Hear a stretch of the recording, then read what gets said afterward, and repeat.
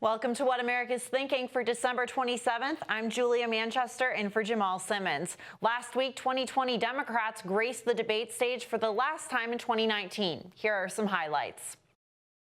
Most of the people on the stage run a traditional campaign, and that means going back and forth from coast to coast to rich people and people who can put up $5,000 or more in order to have a picture taken, in order to have a conversation, and in order maybe to be considered to be an ambassador. We're in the fight of our lives right now. Donald Trump and his allies have made it abundantly clear that they will stop at nothing, not even foreign interference, to hold on to power. They've already put together more than $300 million. This is our chance. This is our only chance to defeat Donald Trump. And we shouldn't try to do it with one hand tied behind our back. The mayor just recently had a fundraiser that was held in a wine cave full of crystals and served $900 a bottle wine. Think about who comes to that. According to Forbes magazine, I am literally the only person on this stage who's not a millionaire or a billionaire. So if this is important, this is the problem with issuing purity tests you cannot yourself pass. Now, there's a real competition going on up here. My good friend Joe, and he is a good friend, he's received contributions from 44 billionaires. Pete, on the other hand, is trailing. Pete, you only got 39 billionaires contributing. So, Pete, we look forward to you. I know you're an energetic guy and a competitive guy, to see if you could take on Joe on that issue.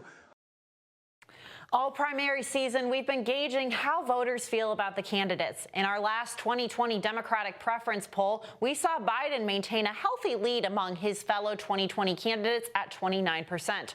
Bernie Sanders and Elizabeth Warren tied for second at 13%, and Pete Buttigieg and Mike Bloomberg came in at 5% each. With the first primary caucuses inching closer, we wanted to gauge what is more important to voters when determining who to support in a primary election for president. Let's see what our HarrisX daily poll found out.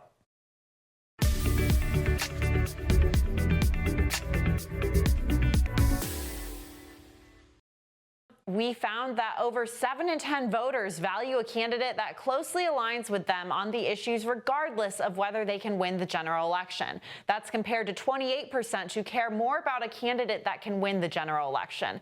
Now this is voters overall. When looking by party, we see that 64% of Democrats say they want a candidate who shares the same values as them, while 36% say they want someone who can win the general election. Republican voters feel even more strongly on this front. 81% say they want a candidate who shares their values versus someone who can win the general. And 72% of independents say it's more important if a candidate shares the same values versus a candidate who can win the general election. We asked a similar question a few months ago that produced quite different results. Back in May of this year, we asked Democrats whether it is more important to them when considering who to support for the 2020 Democratic nomination. We found that 65% of Democrats said that the candidate who has the best chance of beating Donald Trump in 2020 versus 35% who said someone who agrees with them on the issues. What about you? Do you care more about a candidate who can win the general election or a candidate who shares the same values as you? Let us know in the comments. Is there something the HarrisX poll isn't covering, but you think we ought to be taking a look at? Let us know in the comments or tweet us at HillTV Live using the hashtag WAT. Thanks for watching What America's Thinking. As always, you can catch more great content from Hill TV by subscribing to the Hill's YouTube channel. Just click the bell so you know when new videos get posted. And head to thehill.com for all the latest political news. You can also find me at Jamal Simmons on Twitter and at Real Jamal Simmons on Facebook and Instagram. See you next time.